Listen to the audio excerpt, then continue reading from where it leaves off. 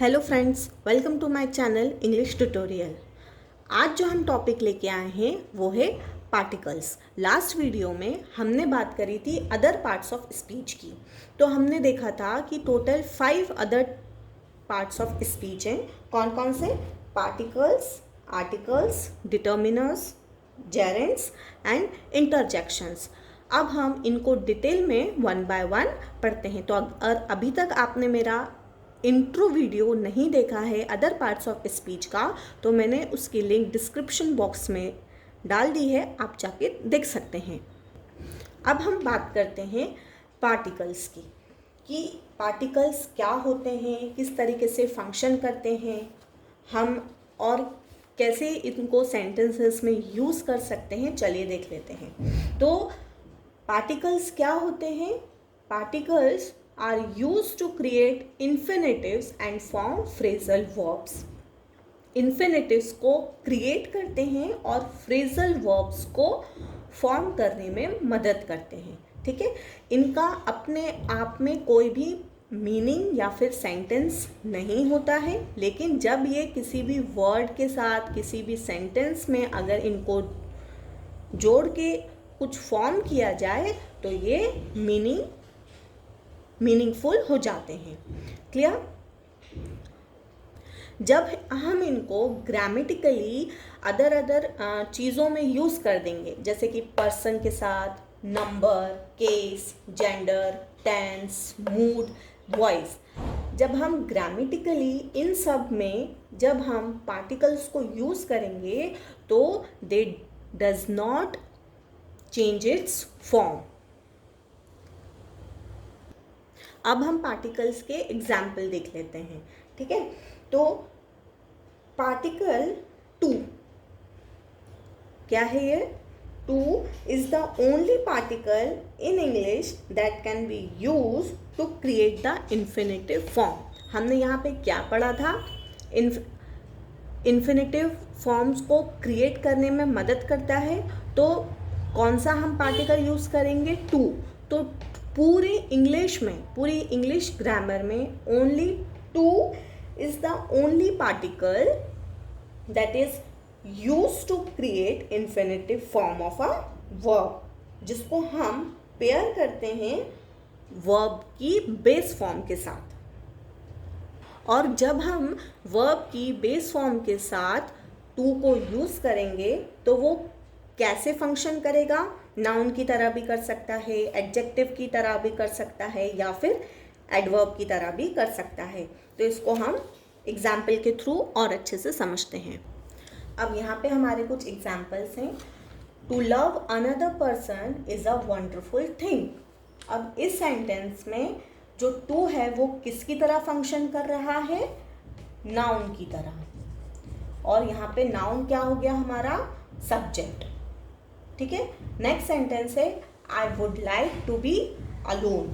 अब इस सेंटेंस में हमारा जो पार्टिकल टू है वो किसकी तरह फंक्शन कर रहा है? नाउन की तरह। लेकिन यहाँ पे हमारा जो नाउन है वो क्या है? Direct object. क्लियर? नेक्स्ट है I am going to the store to buy milk.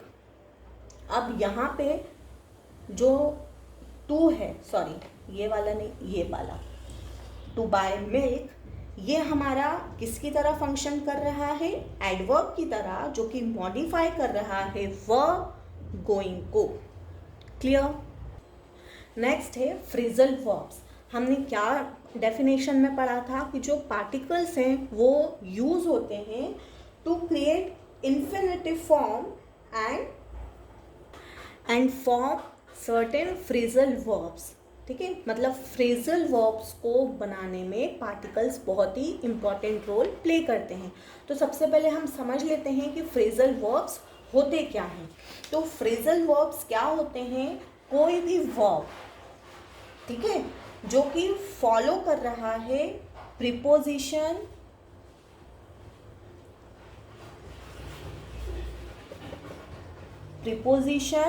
या फिर पार्टिकल मतलब कोई भी वर्ब अगर उसमें प्रीपोजिशन या फिर पार्टिकल लगा दिया जाए to create a unique idiomatic meaning, तो वो हमारा क्या बन जाएगा? Phrasal verb. ठीक है, अब जब हम आइडेंटिफाई करेंगे कि प्रीपोजिशन क्या होता है या फिर पार्टिकल कौन सा है, तो ये बहुत ही थोड़ा ट्रिकी है क्योंकि दोनों के ही मीनिंग सेम होते हैं। अब जैसा हमने पढ़ा था कि फ्रेजल वर्ब्स क्या होते हैं? कोई भी वर्ब जिनके बगल में प्रीपोजिशन या पार्टिकल को लगाया जाता है यूनिक इडियोमेटिक मीनिंग के लिए। दैट मीन्स जो पार्टिकल है वो किसकी तरह फंक्शन करते हैं? एडवर्ब की तरह, जो कि मॉडिफाई करता है, एक्सपांड करता है वर्ब के मीनिंग को। अब कौन सा वर्ब? जो कि हमने सेंटेंस में यूज किया है। So that is why they sometimes called as adverbial particles. Preposition और पार्टिकल्स में बहुत ही छोटा सा डिफरेंस है। क्या डिफरेंस है? कि जो पार्टिकल्स होते हैं वो प्रीपोजिशनल फ्रेजेस को इंट्रोड्यूस नहीं करते। They do not introduce prepositional phrases.